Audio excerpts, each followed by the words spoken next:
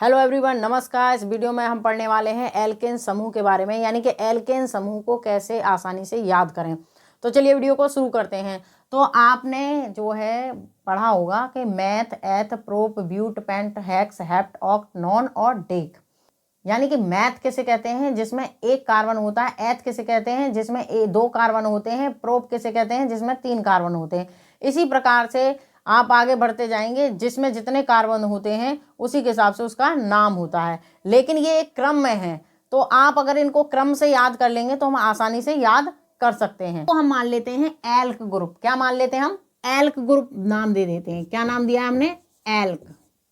अब इस elk group में एक कार्बनों से मैथ कर रहे हैं, दो कार्बनों से एथ कर रहे हैं, तो इसको हम क्रम से याद करेंगे। Meth, eth, prop, but, pent, hex, hept, oct, non, dec. आपको एल्क ग्रुप में एन जोड़ देना है। क्या जोड़ देना है? एन जोड़ देना है। तो ये बन गया आपका एल्केन। क्या बन जाएगा आपका? एल्केन समूह। एल्केन समूह बनाने के लिए हम क्या करेंगे कि एक कार्बन से स्टार्टिंग करेंगे और चार हाइड्रोजन से। तो आपको करना क्या है, पहले आप ये याद कर लें जिसको मैंने नाम दिया है एल्क समूह।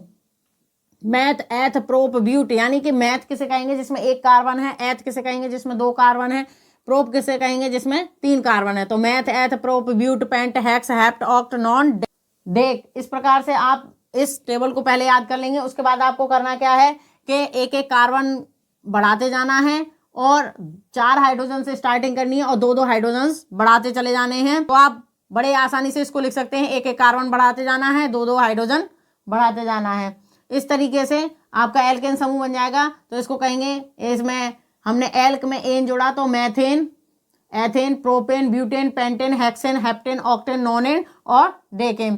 तो एल्केन किसे कहते हैं? एलिफैटिक संतृप्त हाइड्रोकार्बनों। एलिफैटिक क्या होते हैं? खुली श्रृंखला। यानी कि ये कार्बन है और इधर हम कार्बन ही जोड़ते चले जाएं, इसमें कहीं से भी बंद नहीं है। ये आगे से, पीछे से, इधर पार्श्व यानी कि साइड से भी हम चेन बना सकते हैं।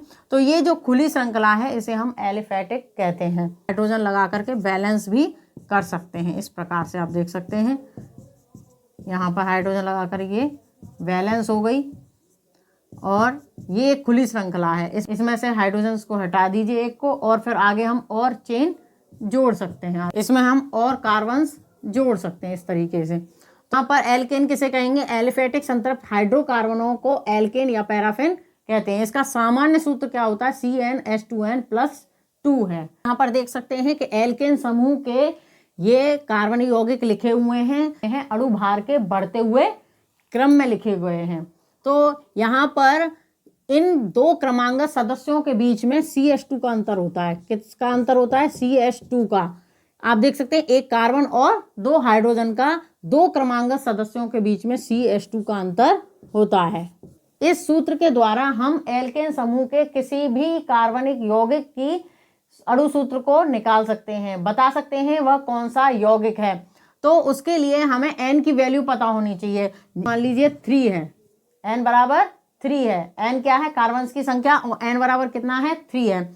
तो हम कैसे पता करेंगे कि एल्केन समूह का कौन सा कार्बनिक यौगिक है? तो उसके लिए हम क्या करेंगे, इस फॉर्मूले में n की वैल्यू पुट कर देंगे। तो C3 और H2 मल्टीप्लाई n की वैल्यू 3 + 2। तो आप यहाँ पर देख सकते हैं, इसको सॉल्व करने पर C3 2 3 या 6 और 2 8। तो यहाँ पर क्या आ गया आपका? C3H8 प्रोपेन हो गया। ये कौन सा हो गया? C3H8 प्रोपेन हो गया। इसी प्रकार से अगर मान लीजिए n बराबर 6 है, n बराबर 6 है, तो यहाँ पर इस फॉर्मूले में n की वैल्यू रखने पर C6H2 n की वैल्यू 6 है +2। तो आप इसे सॉल्व करने पर देखेंगे C6 2 6 12 और 2 14।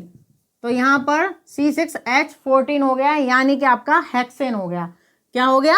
हेक्सेन। हेक्सेन है, आप देख सकते हैं यहाँ पर C6H14। तो इस फॉर्मूले के द्वारा हम एल्केन समूह के किसी भी यौगिक का अणु सूत्र निकाल सकते हैं। अगर ये वीडियो आपको अच्छा लगा हो तो वीडियो को लाइक एंड शेयर करिएगा, और अगर आप हमारे चैनल पर नए हैं तो हमारे चैनल को सब्सक्राइब करिएगा ताकि आने वाली वीडियो का नोटिफिकेशन आप तक पहुंच सके। Thanks for watching. Vande Mataram.